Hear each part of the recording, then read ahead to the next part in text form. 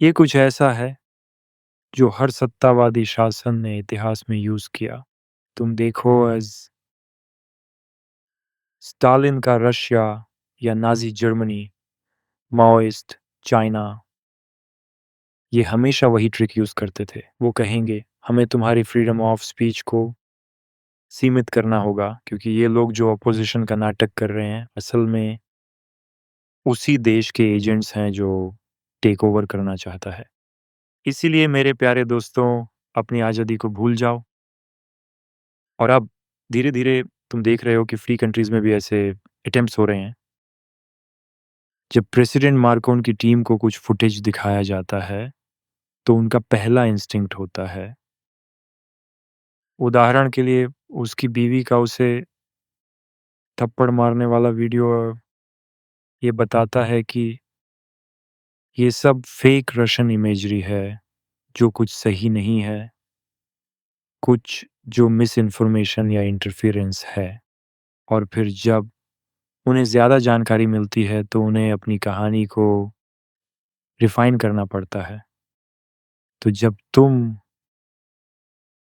ऐसी सिचुएशन में हो कि तुम टेलीग्राम जैसा प्लेटफॉर्म चला रहे हो और फिर तुम आइडियाज़ की फ्रीडम को प्रोटेक्ट कर रहे हो जो मेन स्ट्रीम नैरेटिव के साथ अलाइन नहीं करती,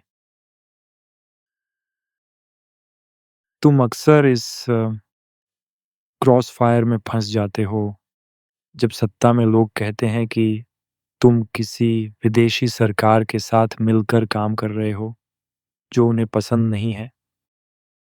ज़रूर वो कहेंगे अगर तुम इन आवाज़ों को बचा रहे हो तो ये सही नहीं है।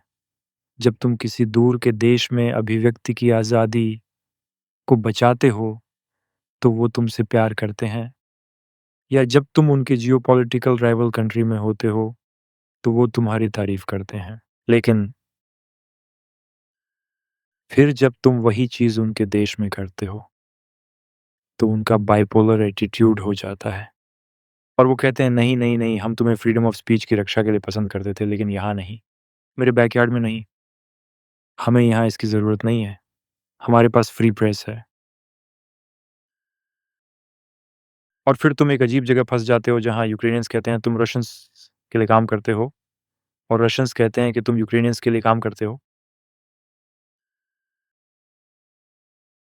और ये सारा सिज़ोफ्रेनिया कुछ ऐसा है जिससे हमें कुछ समय तक निपटना पड़ा, क्योंकि ये आप पर हमला करने का एक बहुत ही आसान तरीका है। कभी-कभी तुम्हें समझ नहीं आता कि ये कहाँ से आ रहा है। क्या ये हमारे कॉम्पिटिटर्स हैं? और अगर ये उनके इन्वेंशन हैं ऐसे रूमर्स लॉन्च करने के लिए, तो हमें उन्हें क्रेडिट देना चाहिए। क्योंकि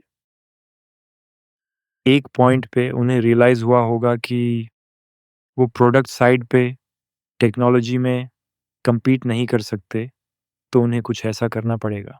या फिर सरकारें ही ऐसी अफ़वाहें फैला रही हैं, प्लेटफ़ॉर्म को बदनाम करने की कोशिश कर रही हैं और सिटीज़न्स को दूर रखने का डर दिखा रही हैं, क्योंकि वो समझ गए हैं कि जब तक वो प्रो फ्रीडम प्लेटफ़ॉर्म को चलने देंगे, तब तक उनकी पावर और ग्रिप उनके देश पर खतरे में रहेगी।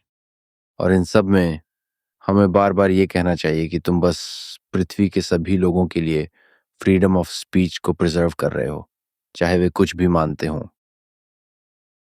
जब तक वो हिंसा की बात नहीं कर रहे हैं और जब तक वो क्रिमिनल एक्टिविटी में शामिल नहीं है जिनकी हमने चर्चा की थी, जैसे टेररिस्ट ऑर्गेनाइजिंग। लेकिन उनके विश्वास का कोई मतलब नहीं, चाहे लेफ्ट हो या राइट विंग। तुम बस उनकी फ्रीडम ऑफ स्पीच की रक्षा कर रहे हो।